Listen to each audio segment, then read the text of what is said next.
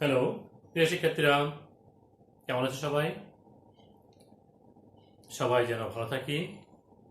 মহান সৃষ্টিকর্তার নিকট সকলেই আমরা এই প্রার্থনা করি, এই প্যান্ডেমিক অবস্থায় সৃষ্টিকর্তা যেন আমাদের সবাইকে ভালো রাখেন। আজকে অনলাইন ক্লাসে আমি মোহাম্মদ নজরুল ইসলাম, বিভাগীয় প্রধান পদার্থবিজ্ঞান বিভাগ, আগ্রাবাদ মহিলা কলেজ, চট্টগ্রাম, তোমাদেরকে স্বাগত জানাচ্ছি। আজ আমরা পদার্থবিজ্ঞান প্রথম পত্রের দ্বিতীয় অধ্যায়ের প্রথম ক্লাস করব, প্রথম পার্ট। এই দ্বিতীয় অধ্যায়টি হচ্ছে ভেক্টর অধ্যায়। যা কিছু পরিমাপযোগ্য তাই হচ্ছে রাশি। আমরা প্রথম অধ্যায় থেকে জানছি পরিমাপ কি, পরিমাপের মূলনীতি কি। পরিমাপ করতে হলে একটা সংখ্যামান লাগে ওই রাশিটির এবং একটি একক লাগে। সংখ্যামান এবং একক দিয়ে আমরা পরিমাপ করতে পারি, কিন্তু কোনো কোনো রাশি আছে যেগুলো পরিমাপ করার জন্য সংখ্যামান একক দিয়েই চলে না, দিকটাও গণনা করতে হয়। অর্থাৎ শুধু মান বললে চলবে না, দিক গণনা করতে হবে। যেমন ধরো, আমার এই বাসা থেকে আগ্রাবাদ মহিলা কলেজের অবস্থান কোথায়। এখন যদি আমি তোমাদেরকে দেখাই যে আমার বাসা হচ্ছে এটা, এটা হচ্ছে আমার বাসস্থান, কিংবা তোমাদের বাসস্থান মনে করলাম, হ্যাঁ তোমার বাসস্থান মনে করলাম এখানে।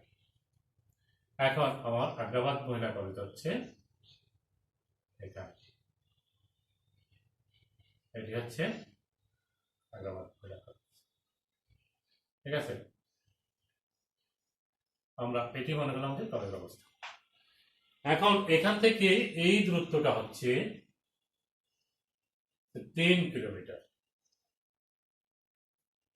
এখন তুমি যদি বলো যে কি তোমার বাসার অবস্থান থেকে বাড়ির যে অবস্থান সেখান থেকে কলেজ হচ্ছে 3 কিলোমিটার দূরে, কি বলবা? 3 কিলোমিটার দূরে।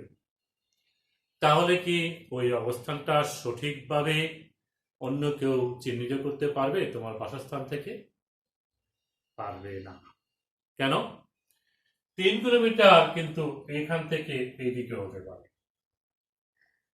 তাহলে কোনো একজন ওই কলেজের সন্ধানে 3 কিলোমিটার দূরে এখানে পৌঁছাতে পারে, পারে না? ওখানে খুঁজতে পারে সে, তাহলে তো সঠিক অবস্থান সে পাবে না।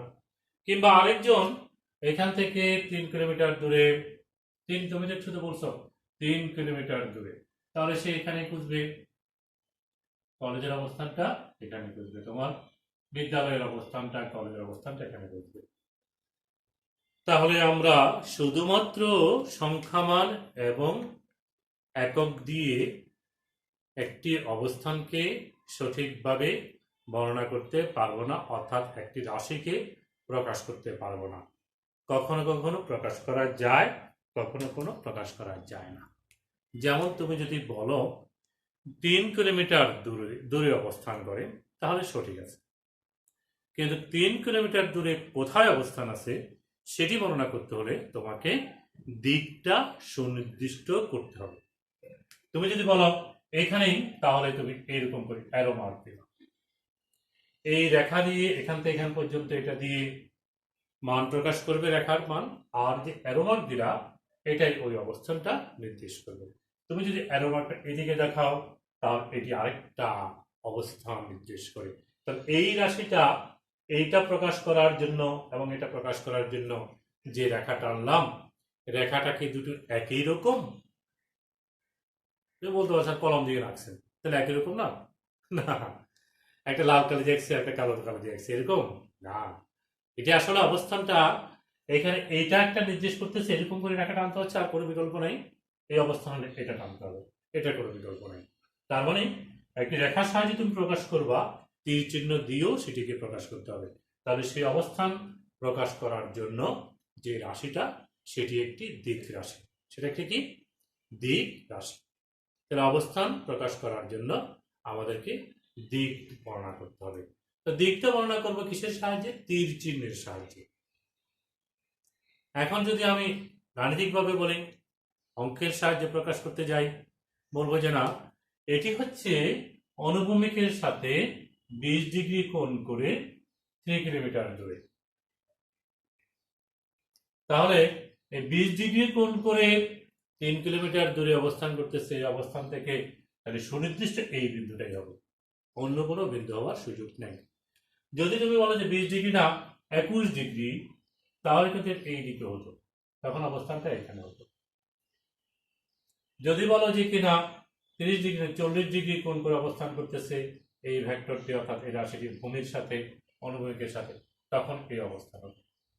তাহলে দিক বর্ণনা করার জন্য একটি ভেক্টর রাশি প্রকাশ করার জন্য তার মান লাগবে, একক তো লাগবেই, এবং একটি দিকও লাগবে। আর দিকটা আমরা প্রকাশ করি যাকে কিভাবে, কিসের মাধ্যমে? তীর চিহ্ন দিয়ে, অর্থাৎ ওই রেখাকে দিয়ে আমরা দেখাবো এই রেখাটার দৈর্ঘ্য কত, 3 কিলোমিটার। কেমনে? এটা তো হচ্ছে 1 মিটারও হচ্ছে না, তাহলে 3 কিলোমিটার হয় কিভাবে?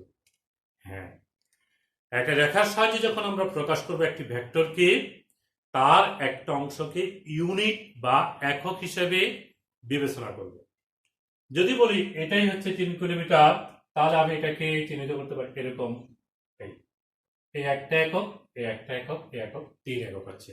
এটা হচ্ছে 1 কিলোমিটার প্রকাশ করতেছে, এটা 2 কিলোমিটার 1, এটা 3, 1 মিলি 3, 3 একে 3, 3 একক। তাহলে একটা ভেক্টর রাশিকে তুমি যখন প্রকাশ করতে যাবা, তখন রেখার সাহায্যে যদি প্রকাশ করতে যাও, রেখাটা এমন ভাবে আঁকতে হবে তার একটি মান প্রকাশ করার জন্য তার একটি একক লাগবে, মান এবং দিক। ওই যে একক অংশ বিবেচনা করলাম এখান থেকে এখান ভিতরে এই অংশটা, এটি হচ্ছে একক দিক রাশি। এটার নাম কি? একক দিক রাশি। একটা ভেক্টর রাশিকে একক দিক রাশির সাহায্যে প্রকাশ করতে হয়। অর্থাৎ এটি যদি আমরা বলতাম এরকম করি 5 একক, তাহলে এখানে হতো, ঠিক আছে?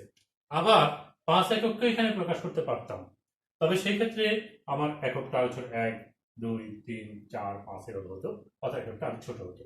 তাহলে তুমি যে কোনো রেখার সাহায্যে যে কোনো ভেক্টরকে প্রকাশ করতে পারবা, তবে প্রকাশ করতে হলে ওই রেখাটার একটি অংশকে একক দিক রাশি হিসাবে বিবেচনা করতে হবে।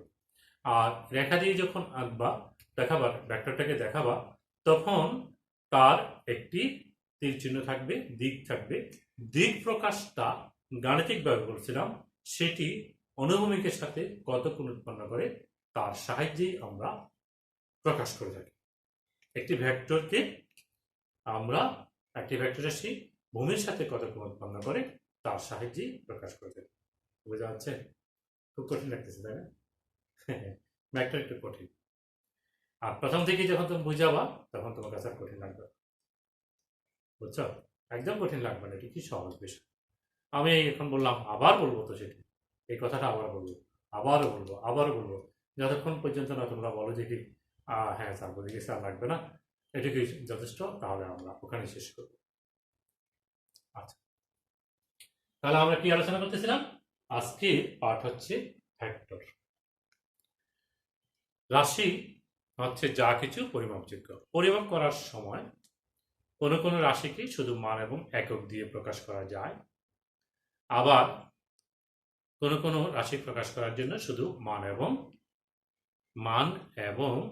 একক দিয়ে চলবে না, তার সাথে দিকও বর্ণনা করতে হবে। যেমন দূরত্ব, আমার বাড়ি থেকে বা তোমার বাড়ি থেকে কলেজের দূরত্ব 3 কিলোমিটার, এটি ঠিক আছে। কিন্তু যদি বলি যে সরণ লাগবে আমার ওই অবস্থানটা প্রকাশ করার জন্য একটি ভেক্টর, যেটাকে আমরা সরণ ভেক্টর বলি, সেটি প্রকাশ করতে হবে দিকের সাহায্যে। তাহলে সরণ আর দূরত্ব এক কথা নয়, সরণের একটি মান এবং দিক আছে, আর দূরত্বের শুধুমাত্র মান আছে। তাহলে সরণ প্রকাশ করবা কেমনে? তুমি দিক ছাড়া প্রকাশ করতে পারবা না, এবং দিক প্রকাশ করব রেখা টেনে তীরমার্ক দিয়ে, তীর চিহ্ন দিয়ে। আর সেটি গাণিতিকভাবে যদি এক্সপ্রেস করতে চাই, তাহলে সেটি ভূমির সাথে কত কোণ উৎপন্ন করে তার সাহায্যে আমরা দিকটা প্রকাশ করব। বোঝা গেছে কিছুটা? আচ্ছা, এবার আসো, আমরা তো জেনে গেলাম যে একটি ভেক্টর রাশি আছে, যা আমরা কিছু জানলাম না, মনে করলাম এতক্ষণ আমরা যে ক্লাস করলাম আমরা একেবারে কোনো কিছুই শিখিনি। নো প্রবলেম, কোনো কিছু না শিখলেও চলবে, শুধু শুনতে হবে। আমরা কি এটুকু শুনছি যে রাশি হচ্ছে 2 প্রকার, একটার জন্য মান লাগে, আরেকটার জন্য মান এবং দিক দুটোই লাগে। দুটোই প্রয়োজন হয়। যেটা দুটো প্রয়োজন হয় সেটি হচ্ছে ভেক্টর রাশি, আর শুধু মান দিয়ে প্রকাশ করতে পারলে সেটি হচ্ছে স্কেলার রাশি। আমরা কি এটি জানলাম? দূরত্ব হচ্ছে একটি স্কেলার রাশি, কারণ দূরত্ব প্রকাশ করার জন্য শুধুমাত্র দূরত্ব প্রকাশ করার জন্য শুধুমাত্র মান হলে চলে। আর সরণ প্রকাশ করার জন্য, অর্থাৎ যা দিয়ে তুমি অবস্থান প্রকাশ করবা, অবস্থান প্রকাশ করার জন্য একটি ভেক্টর বলছি, অবস্থান ভেক্টর, সেই সরণটা প্রকাশ করার জন্য এক অবস্থান থেকে আরেক অবস্থানে গেলাম, তাহলে সেটি প্রকাশ করার জন্য তোমাকে যেই রাশিটি লাগবে সেটি হচ্ছে সরণ। এটি হচ্ছে একটি ভেক্টর রাশি। এই ভেক্টর রাশি, এই সরণ ছাড়া, এটি ভেক্টর রাশি, এটার মান দিক দেখানো ছাড়া তুমি তাকে স্পষ্ট করতে পারবা না। যেমন আমরা বলছিলাম যে আমি তোমার বাড়ি থেকে কলেজে যাবো, তাহলে বাড়ির প্রাথমিক অবস্থান, সেখান থেকে কলেজ যাচ্ছি, এটা একটি নির্দিষ্ট দিকে যেতে হবে। তাহলে এক অবস্থান থেকে সময়ের সাপেক্ষে আমি আরেক অবস্থানে গেলাম, তাহলে কি বলবো আমরা এটাকে? সরণ হয়েছে। পারিভাষিকতার সাপেক্ষে অবস্থানের পরিবর্তনকে আমরা সরণ করে থাকি। আর ভেক্টর যদি বলি, এটি হচ্ছে সরণ ভেক্টর। অবস্থান ভেক্টরের পরিবর্তনকে সরণ ভেক্টর বলি। তাহলে এই সরণটা প্রকাশ করার জন্য অবশ্যই দিক লাগবে, দিক লাগবে। আর এটি একটি ভেক্টর রাশি, সেটিকে প্রকাশ করার জন্য আমার কি লাগবে? আমার একটি রেখা লাগবে। রেখার সাহায্যে টানি, জ্যামিতিক রেখা। তো রেখার একটা তীর চিহ্ন দিই, এটাকে আমরা বলি পাদবিন্দু। শুরু যেখান থেকে শুরু হয়েছে, আর এটা হচ্ছে শীর্ষবিন্দু। এইভাবে আমরা রেখার সাহায্যে একটি ভেক্টরকে প্রকাশ করি। সেই রেখাটা একদম শীর্ষবিন্দুতেই তীর চিহ্নটা হবে, মাঝখানে হবে না, কিন্তু এরকম করে দিলে হবে না। ভেক্টর যখন দেখাবা তখন তোমাকে এখানে দেখাবে। কোথায় দেখাতে হবে? শীর্ষবিন্দুতেই দেখাতে হবে। এটি কি? এটি একটা ভেক্টর রাশি, সেটি সরণ ভেক্টর। সেটি একটা বল ভেক্টর হতে পারে, সেটি একটি ত্বরণও হতে পারে। কারণ বলের একটা দিক আছে, তুমি একটা বস্তু করার উপর বল প্রয়োগ করতেছো, ধাক্কা দিচ্ছ, দিতে পারো না? এখানে মনে করলো একটা এরকম একটা ব্লক আছে, এখন তুমি এটার উপর ধাক্কা দিয়ে দিতে পারো না? পারো তো। তাহলে এটি ফোর্স অ্যাপ্লাই করছো না, কি বল অ্যাপ্লাই করছো? বল অ্যাপ্লাই করছো, তাহলে তখন সেটি হবে কি? বল হবে। তাহলে বলও একটা ভেক্টর রাশি, তাকেও আমি রেখার সাহায্যে দেখাতে পারি, একটা রেখার সাহায্যে দেখাতে পারি, তীর চিহ্ন দিয়ে দেখাবো। বলের পরিমাপটা কত হবে সেটি দেখার জন্য আমরা এভাবে ভাগ করে নেব, এভাবে একক দিক রাশি নিব। যদি এটা 3 একক হয়, 3 নিউটন হয়, তাহলে আমরা এখানে বলবো এটা হচ্ছে একক, এটা একক, এটা একক, 1 1 1, মানে 3টা একক হচ্ছে। যদি বলি যে না, এইটুকু রেখা দিয়েই আমি এই 50 নিউটন প্রকাশ করব, তাহলে আমার এটুকু হচ্ছে কি 10 20 30 40 50, এটা 10 একক। তার ভিতরে এটি হচ্ছে 1 একক 2 একক, এভাবে আমরা চিহ্নিত করি। এইভাবে আমরা যে কোনো রেখা দিয়েই যে কোনো মানের ভেক্টরকে, রেখার দৈর্ঘ্য দিয়ে যে কোনো মানের ভেক্টরকে প্রকাশ করতে সক্ষম। আমরা তীর চিহ্ন দিয়ে ওই ভেক্টরটা কোন দিকে ক্রিয়াশীল সেটি প্রকাশ করতে পারি। যেমন বল কোন দিকে হয়, সরণ কোন দিকে হয়, বেগ কোন দিকে হয়, ত্বরণ কোন দিকে হয়, এগুলো আমরা জানতে পারি না, এগুলি আমরা দেখাতে সক্ষম এই রেখার সাহায্যে। আরেকটি নিয়ম আছে, সেটি হচ্ছে অক্ষরের সাহায্যে। যেমন ফোর্স, বল, তাহলে আমরা তখন এটাকে আমরা কি করব? এফ দিয়ে প্রকাশ করব, তার উপর একটি তীর চিহ্ন দেব। তাহলে একটি ভেক্টর প্রকাশ করার জন্য অক্ষরের সাহায্যে সেই অক্ষরটাকে প্রথমে লিখব, তারপরে তার উপরে কি দেব? তার উপরে একটি তীর চিহ্ন দেব, তাহলে ভেক্টরটি প্রকাশিত হয়ে গেল। যদি সেটাকে তুমি বল না বলি, সরণ বলবা, ডিসপ্লেসমেন্ট ভেক্টর, তাহলে এসও লিখতে পারো, আর দিয়েও লিখতে পারো। সাধারণত আমরা আর দিয়ে প্রকাশ করি। তাহলে সেক্ষেত্রে আমার এটা যদি এরকম আর দিয়ে লিখি, অক্ষরটা লিখলাম, তারপরে একটি তীর চিহ্ন দিব, হতে পারে। আচ্ছা, শুধু কি এই দুটা নিয়ম, শুধু তীর চিহ্ন দিয়ে? না, উপরে শুধু তীর চিহ্ন এরো মার্ক দিয়ে শুধু না, আরো নিয়ম আছে। যেমন এটাকে তুমি বোল্ড হরফে লিখতে পারবা, এরকম মোটা হরফে। এবার যে কি বইতে মাঝে মাঝে তীর চিহ্ন না দিয়ে এরকম মোটা হরফ করে দিয়েছে। মোটা হরফে লেখা ভেক্টর চিহ্ন লেখার এটি একটি পদ্ধতি আছে। ভেক্টর চিহ্ন লেখার এরকম একটি পদ্ধতি আছে, এই নিচে একটা বার দেওয়া। ভেক্টর চিহ্ন লেখার এরকম একটি পদ্ধতি আছে, উপরে একটি বার চিহ্ন দেওয়া। এই তিনটা এবং এটা সহ 4টা পদ্ধতি, 4টা নিয়মে অক্ষরের সাহায্যে একটি ভেক্টরকে প্রকাশ করতে সক্ষম আমরা। কয়টা নিয়মে? 4টা। এই একটা, এই একটা, এই একটা, এই একটা। তো আমরা সাধারণত এটি ছাপার অক্ষরে ব্যবহার করতে পারি, কারণ এটি বোল্ড অক্ষরে লেখা, হাত দিয়ে লেখা খুব কঠিন এবং সেটা বিভ্রান্ত হয়, কারণ এটি আমরা করি না। আন্ডারলাইন এটিও আমার সমস্যা হয় লেখার সময়, উপরেরটা বারের সাথে অর্থাৎ গড়ের সাথে মিলে যায়, গড় যখন প্রকাশ করি তখন, সেই জন্য এটা আমরা করি না, আমরা এটাই লিখে যাই, অর্থাৎ চিহ্ন দিয়ে তার উপরে একটি তীর চিহ্ন দিব, অক্ষর লিখে। যেমন যদি বলি এ হচ্ছে একটি ভেক্টর, তাহলে তুমি কি করবা? এই লিখবা, অক্ষর দিয়ে ভেক্টরটাকে প্রকাশ করতে পারতেছে এবং সেটি উপরে তীর চিহ্ন দিলাম। বি একটি ভেক্টর রাশি, তাহলে বি লিখে তারপরে তীর চিহ্ন দিবা। এইভাবে আমরা অক্ষরের সাহায্যে প্রকাশ করি। আর রেখার সাহায্যে বললাম, এরকম একটি রেখার সাহায্যে আমরা দেখাতে পারি, এরকম একটি রেখার সাহায্যে আমরা দেখাতে পারি, যে কোনো রেখা। তবে রেখাটার দৈর্ঘ্য হবে কি? মান, আর তীর চিহ্নটা নির্দেশ করবে দিক। অক্ষরের সাহায্যে যখন প্রকাশ করব, তার অক্ষরটা লিখব, তার উপরে তীর চিহ্ন দিব। যদি আমি তীর চিহ্ন না দিই, তাহলে এটা কি নির্দেশ করবে? মান নির্দেশ করবে। এটা কি নির্দেশ করবে? মান নির্দেশ করবে। রেখার সাহায্যে যেমন রেখার দৈর্ঘ্য মান নির্দেশ করে, এখানে অক্ষরটা শুধু মান নির্দেশ করবে। তাহলে তুমি যদি তীর চিহ্ন না দাও, সরণ ভেক্টর প্রকাশ করতে গিয়ে তীর চিহ্ন না দিলে সেটি দূরত্ব হয়ে যাবে, সেটা সরণ ভেক্টর থাকবে না। আচ্ছা, আরেকটি নিয়ম আছে আমরা মান প্রকাশ করার, আরেকটা নিয়ম, সেটি হচ্ছে কি, এরকম ভেক্টরটা চিহ্ন দিয়ে তার পাশে দুটো রেখা টেনে দিল, দুই পাশে, এটি মোড়ক চিহ্ন বলি, পরম মানের চিহ্ন। এটিও মানের জন্য, এটিও আমরা ব্যবহার করে তাকে প্রায় ব্যবহার করবো, আমরা এটা করি, এটা করি। তাহলে আমরা আজকে কি এটা জানলাম যে একটা ভেক্টর রাশি, রাশি দুই ধরনের আছে, একটা হচ্ছে স্কেলার রাশি, আর একটা হচ্ছে কি ভেক্টর রাশি। আর তাদেরকে এই ভেক্টর রাশিকে প্রকাশ করার জন্য মান এবং দিক দুটোই লাগে।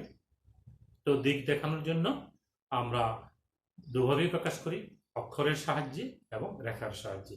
রেখার সাহায্যে যখন আমরা আঁকি, দেখাই, অর্থাৎ আমরা চিত্রের মাধ্যমে দেখানো, আর এটা চিত্রের মাধ্যমে দেখানো, তাহলে সেক্ষেত্রে আমরা যেদিকে ওই ভেক্টর রাশিটা ক্রিয়াশীল, সেই দিকে এরকম একটা, সেদিকে রেখাটাকে দেখাই এবং এরকম একটা সেদিকে দিই।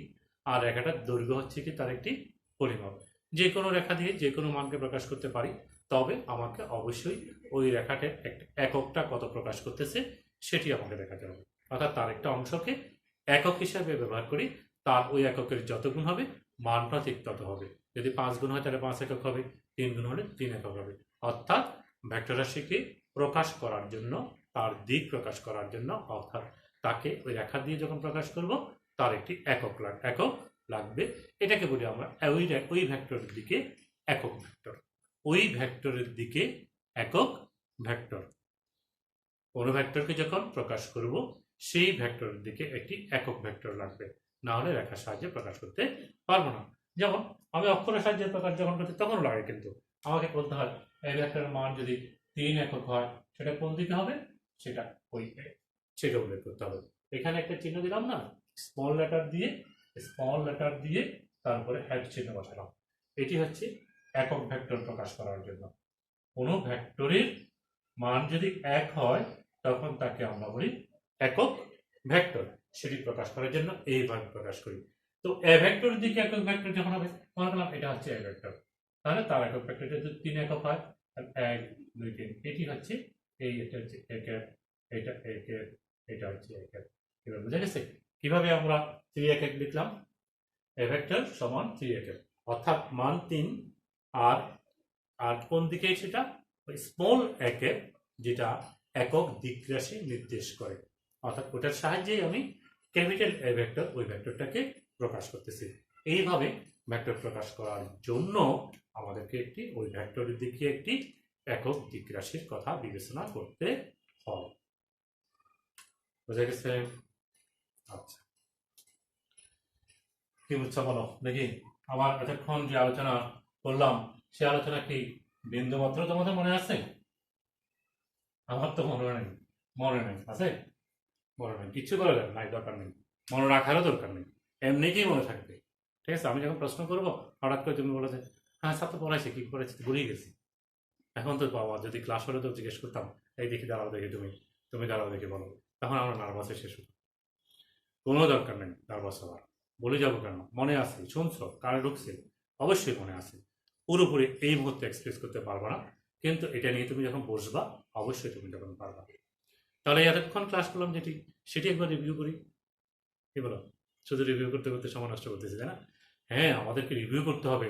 একটা পড়ার পরে আবার দেখতে হবে সেটা পারি কিনা, বুঝি নাই কেন, আবার দেখতে হবে, আবার দেখতে হবে। তাহলে আজকের ক্লাসে শুরুটা বলি। শুরু মনে করলা যে শুরু করছি। শুরুটা কি? ভেক্টর রাশি কি, আরেকটা হচ্ছে স্কেলার রাশি।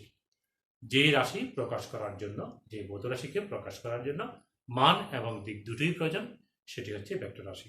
আর যেটি প্রকাশ করার জন্য শুধু মান দিলেই চলে, দিক লাগবে না, সেটি হচ্ছে স্কেলার রাশি। যেমন আমরা সরণ এবং দূরত্ব এই দুটো মাধ্যমে আমরা প্রকাশ দেখালাম। তারপরে আমরা জানলাম যে একটি ভেক্টর রাশিকে প্রকাশ করব কিভাবে।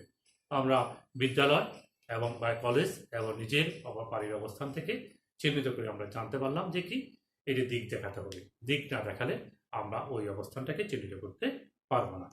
তো সেটি কিসের সাহায্যে প্রকাশ করব? সেটি আমরা অক্ষরের সাহায্যে প্রকাশ করতে পারি, আবার আমরা রেখার সাহায্যে প্রকাশ করতে পারি। রেখার সাহায্যে প্রকাশ করব আমরা কতটুকু? একটি অবস্থান থেকে ওই অবস্থান, প্রাথমিক অবস্থান থেকে শেষ অবস্থান দিয়ে একটা রেখা টানবো আমরা। আমরা বলি পাদবিন্দু শুরু আর শীর্ষবিন্দু শেষ, এটুকু পর্যন্ত আমরা একটা রেখার সাহায্যে দেখাই। এবং সেই রেখাটা কোন দিকে দেখাই সেটি দেখানোর জন্য একটা তীর চিহ্ন ব্যবহার করি। কিন্তু তীর চিহ্ন এটি হচ্ছে তাত্ত্বিকভাবে বলা যায়।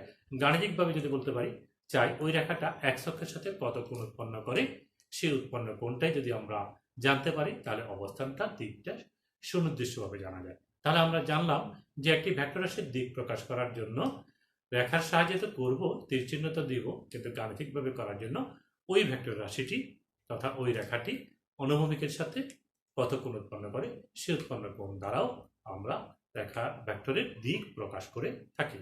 একটা ভেক্টর লেখার জন্য আমরা অক্ষর ব্যবহার করি, সেই অক্ষরটার উপর একটি তীর চিহ্ন দিই, তাহলে ভেক্টরটা হয়। তীর চিহ্ন যদি না দিই তাহলে সেটি ওই ভেক্টরের মান প্রকাশ করে। সেটি কি হয়? মান প্রকাশ করে। যেমন তুমি সরণ প্রকাশ করতেছ, সরণ প্রকাশ করার জন্য যদি তুমি 3 কিলোমিটার লিখো তাহলে মান হবে। কিন্তু যদি তুমি এক দিয়ে দাও, একটা ইউনিট ভেক্টর তার সাথে দিয়ে দাও, তাহলে তখন দিক সহ প্রকাশ হবে, অন্যথায় প্রকাশ হবে না। ঠিক আছে? অন্যথায় কি হবে? সরণ না হয়ে দূরত্ব হয়ে যাবে, 3 কিলোমিটার হয়ে যাবে না।